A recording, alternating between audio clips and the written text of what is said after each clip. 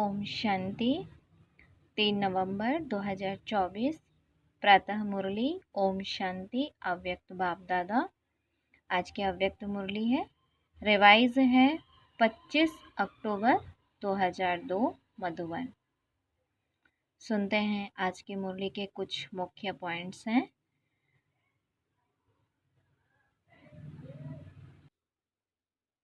बाबा बोले, ब्राह्मण जीवन का आधार प्योरिटी की रॉयल्टी। ब्राह्मण जीवन का आधार क्या है? प्योरिटी की रॉयल्टी। रूहानी अविनाशी स्नेह, परमात्म स्नेह, आत्मिक स्नेह। आज बाबा ने बोला कि सारे कल्प में अभी ही अनुभव कर रहे हो। बच्चों को बाबा ने संगम युग में रूहानी स्नेह, परमात्म स्नेह, आत्मिक स्नेह, जो कि हमें 5000 साल बाद इसका ज्ञान मिलता है, तो बाबा ने कहा बच्चे अभी ही तुम यह अनुभव कर रहे हो। आज बाबा बोले कि ब्राह्मण जीवन की रॉयल्टी है ही प्योरिटी।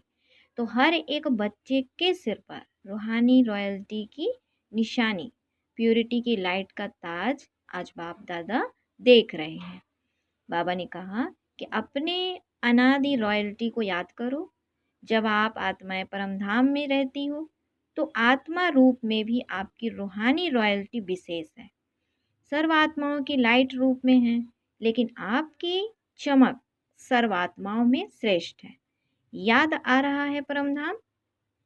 फिर आज बाबा बोले कि द्वापर से अभी तक किसी किसी चित्र की, बाबा कहते चित्र तो बहुत होते हैं, लेकिन ऐसे विधि पूर्वक पूजा और किसी आत्माओं की है? चाहे धर्म पिताएं हों, चाहे नेताएं हों, चाहे अभिनेताएं, चित्र तो सबके बनते हैं, लेकिन चित्रों की रॉयल्टी और पूजा की रॉयल्टी किसी की देखी है? डबल फॉरेनर्स ने अपनी पूजा देखी है? आप लोगों ने देखी है या सिर्फ सुना है? तो ऐसे विधि पूर्वक पूजा और चित्रों की चमक, रूहानियत और किसकी भी न हुई है न होगी। क्यों? किसी की भी नहीं हुई है, न होगी। क्यों? प्यूरिटी की रॉयल्टी है। फिर बाबा बोले कि प्यूरिटी नहीं तो प्रभु प्यार का अनुभव भी नहीं कर सकते, सर्व परमात्म प्राप्तियों का अनुभव नहीं। ब्राह्मण जीवन की पर्सनालिटी प्यूरिटी है और प्यूरिटी ही रूहानी रॉयल्टी है। तो आदि, अनादि, आदि, मध्य और अंत सारे कल्प में यह रूहानी रॉयल्टी चलती रही है। हम आत्माओं की ये रूहानी रॉयल्टी सारे कल्प में चलती रही है। फिर बाबा बोले कि बच्चे प्यूरिटी की वृत्ति क्या है? प्यूरिटी की वृत्ति है शुभ भावना, शुभ कामना। कोई कैसा भी हो, लेकिन पवित्र वृत्ति अर्थात शुभ भावना, शुभ कामना और पवित्र दृष्टि अर्थात सदा हर एक को आत्मिक रूप में देखना व फरिश्ता रूप में देखना, तो वृत्ति, दृष्टि और तीसरा है कृति अर्थात कर्म में तो भी हर आत्मा को सुख देना, सुख लेना, यह है प्योरिटी की निशानी। वृत्ति, दृष्टि और कृति तीनों में यह धारणा हो।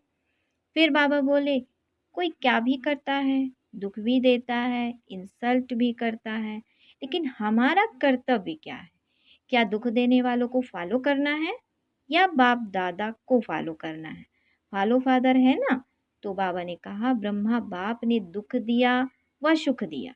क्या दिया? सुख दिया ना।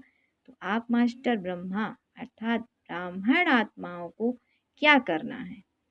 कोई दुख देवे तो आप क्या करेंगे? दुख देंगे? नहीं देंगे ना।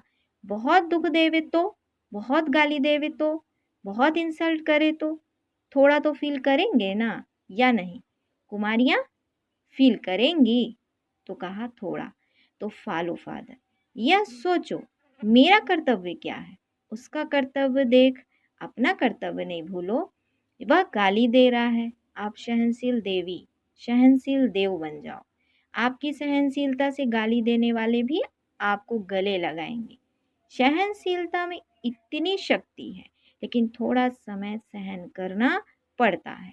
तो सहनशीलता के देव व देवियां हो ना, बाबा ने कहा सदा यही स्मृति रखो, मैं सहनशीलता का देवता हूँ, मैं सहनशीलता की देवी हूँ। तो देवता अर्थात देने वाला, दाता। कोई गाली देता है, रिस्पेक्ट नहीं करता है तो किचड़ा है ना कि अच्छी चीज़ है, तो आप लेते क्यों हो? किचड़ा लिया जाता है क्या? कोई आपको किचड़ा देवे तो आप लेंगे? नहीं लेंगे ना। तो रिस्पेक्ट नहीं करता, इंसल्ट करता, गाली देता, आपको डिस्टर्ब करता, तो ये क्या है? अच्छी चीज़ें हैं? फिर आप लेते क्यों हो? थोड़ा थोड़ा तो ले लेते हो, पीछे सोचते हो नहीं लेना था।